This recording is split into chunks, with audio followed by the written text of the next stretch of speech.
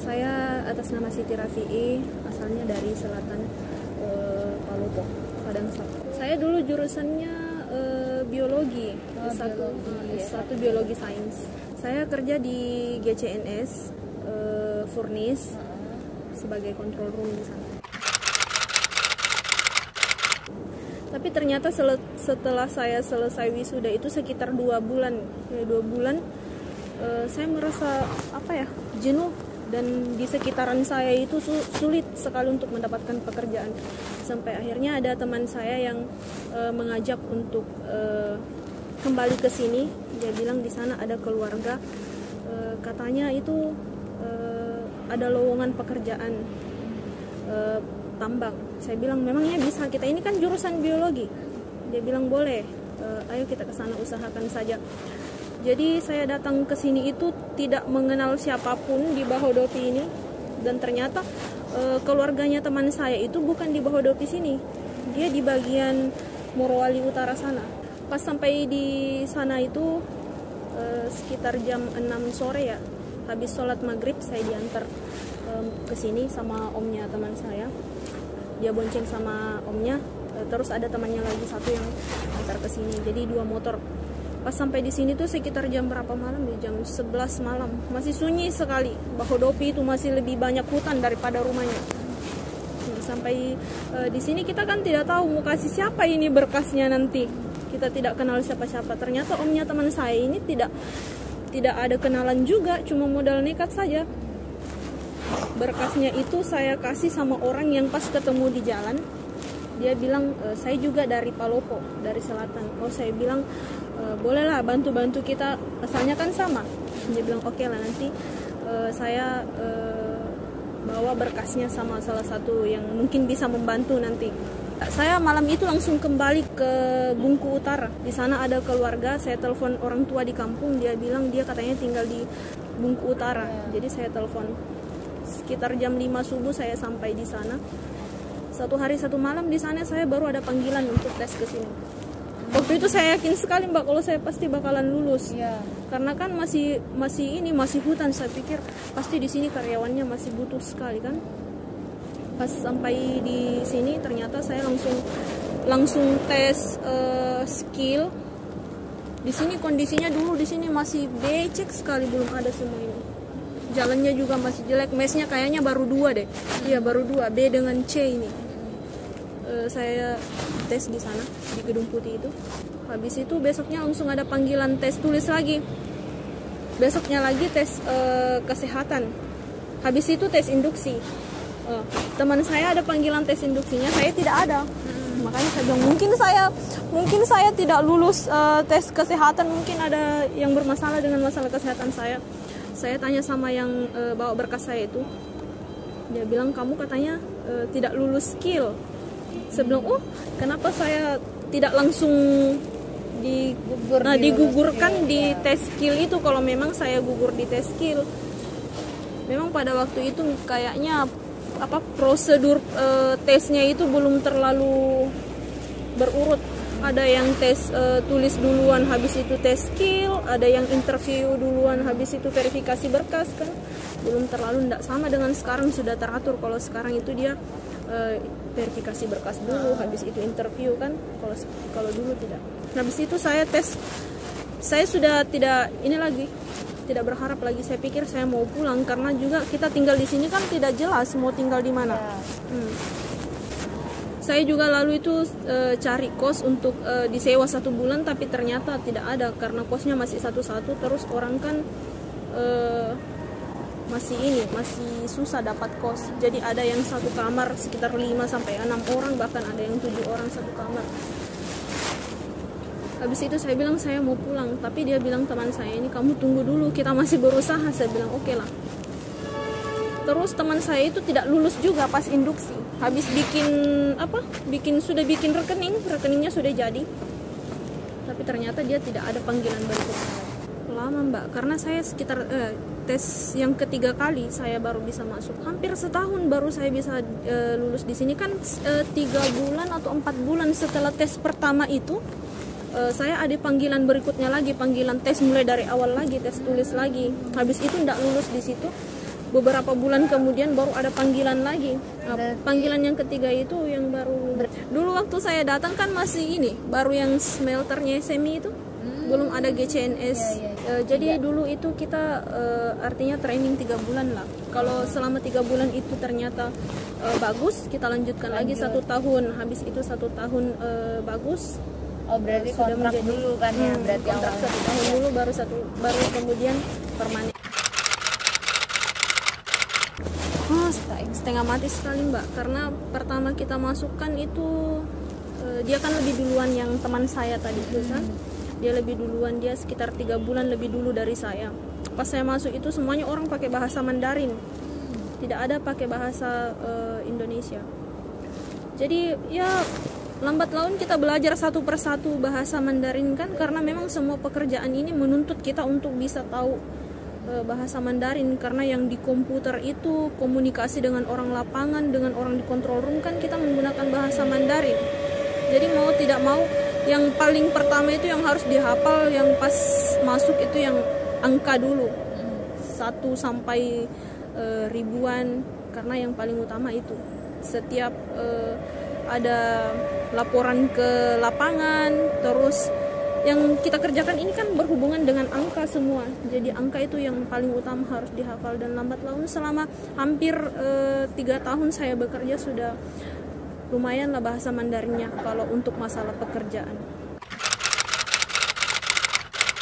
Kita hanya mengontrol call sign, mengontrol bahan, kemudian arus listriknya berapa, arus listrik yang terpakai berapa, kemudian kan kalau di tempat saya itu ada yang namanya skimming, ada yang namanya tapping. Skimming itu proses pengeluaran slag ya, yang tidak berguna itu dibuang.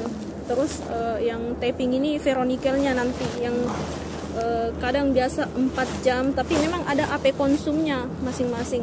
Ada target angka sekian baru bisa dilakukan tapping, sekian baru bisa dilakukan skimming, dan itu semua kita yang mengatur, kita yang ini kontrol arusnya, bagaimana caranya supaya pembakarannya tetap stabil, orang di control room yang mengontrol semuanya. Yang pastinya yang paling utama ya, saya bicara sebagai karyawan,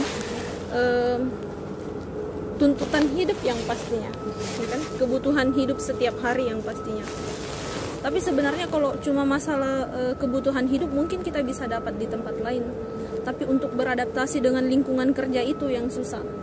Untuk mempelajari pekerjaan kita itu dari awal itu yang susah. Dan yang paling utama yang saya pikir perjuangan saya masuk di sini itu susah. Rugi saya kalau tidak belajar sebaik-baiknya untuk masalah pekerjaan saya.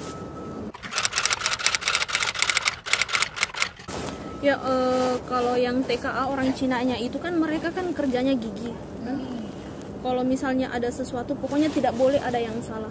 Jadi kita juga sebagai orang Indonesia, sebagai karyawan Indonesia, ya mau tidak mau kita harus ikuti dia, karena salah sedikit pasti kena teguran.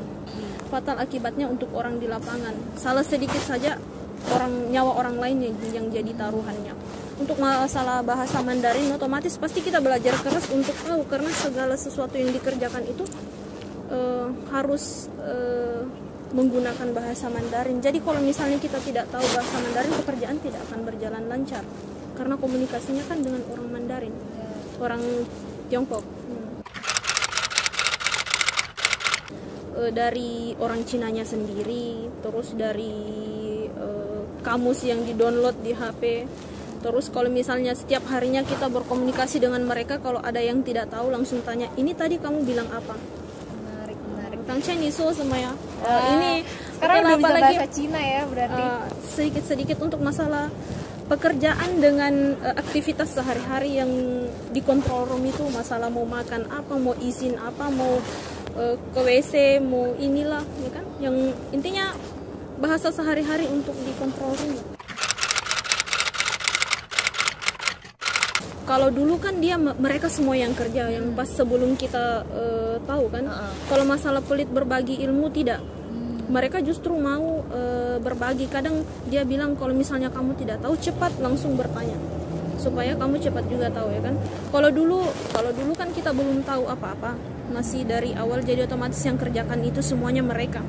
Kalau sekarang kita sudah mulai bisa, jadi kayak dia bilang kamu harus lebih lancar lagi. Nanti kan di sini orang Tiongkoknya mau dipulangkan. Kalau kalian tidak bisa bekerja dengan baik, siapa yang akan menggantikan? Mereka sendiri yang ngomong begitu. Makanya kita kalian harus belajar. Mereka betul-betul menuntut kalian harus belajar, dan kalau masih ada yang kurang harus cepat ditanyakan. Saya sudah merasa nyaman dengan pekerjaan saya. Saya sudah rasa saya sudah lama belajar. Sudah hampir 3 tahun saya belajar. Tidak mungkin saya akan meninggalkan pekerjaan saya begitu saja. Saya sudah punya banyak planning di sini, meskipun dari awal saya datang itu saya tidak tahu apa-apa.